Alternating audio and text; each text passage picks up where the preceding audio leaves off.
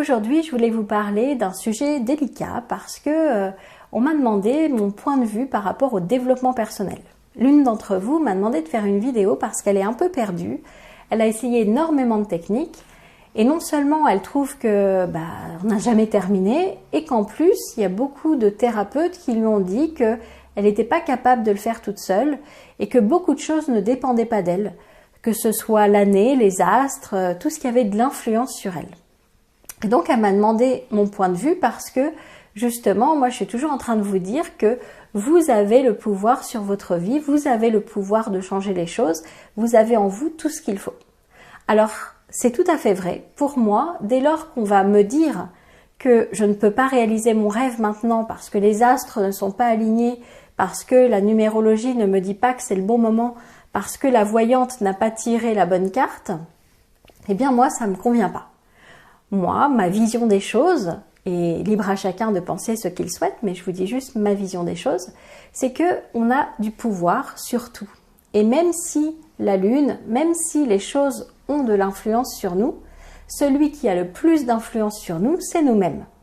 Donc oui, ça peut avoir de l'influence sur nous, mais on peut décider d'être plus fort que cette influence. Et pour moi, tout est, une fois de plus, dans la tête, c'est ce qu'on croit. Alors elle me dit par exemple qu'un thérapeute lui a nettoyé ses chakras, qu'un autre lui a nettoyé ses vies antérieures et que certains lui ont dit que toute seule de toute façon elle ne pouvait pas le faire et que tant que tout ne serait pas dénoué, elle ne pourrait pas être heureuse. Donc elle a eu cette impression qu'elle était dépendante ou bien des astres, etc., ou bien de thérapeutes qui étaient les seuls à avoir la clé pour ouvrir sa porte. Alors moi, je vois pas ça du tout comme ça. Pour moi, chacun a la clé de sa porte. Et effectivement, des fois, on a besoin d'être aidé par quelqu'un d'autre. Mais ce quelqu'un d'autre, il va pas nous donner une clé. Il va nous aider à trouver la nôtre. Et c'est important pour moi de pouvoir toujours avoir ce pouvoir sur notre propre vie. Il est hors de question que je laisse mon pouvoir dans les mains de quelqu'un d'autre. J'ai rencontré de tout dans les thérapies, que ce soit sur des salons du bien-être, etc.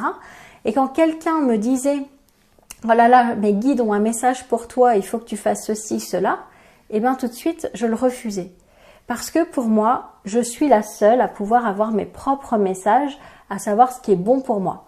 C'est un peu comme si ça vous grattait dans le dos, vous êtes la seule personne à savoir où ça vous gratte. Si vous indiquez pas à l'autre où ça vous gratte, il ne peut pas le deviner. Eh bien là, c'est pareil. Vous êtes la personne la mieux placée au monde pour savoir ce qui est bon pour vous. Alors oui, vous pouvez vous faire aider, mais pour moi, si quelqu'un vous dit que vous ne pouvez pas le faire seul, que vous n'avez pas le pouvoir sur votre vie, que vous devez subir, que ce soit les astres, que ce soit l'année, le jour, un numéro, eh bien pour moi, c'est pas la bonne thérapie. C'est ma vision des choses, bien évidemment. Mais je suis convaincue que nous avons en nous la clé, la bonne clé, pour pouvoir tout déverrouiller et qu'on n'est pas obligé de passer toute notre vie de thérapeute en thérapeute et qu'en fait, tout ce chemin, il peut se faire en douceur et il peut se faire avec soi-même. Voilà ma vision des choses.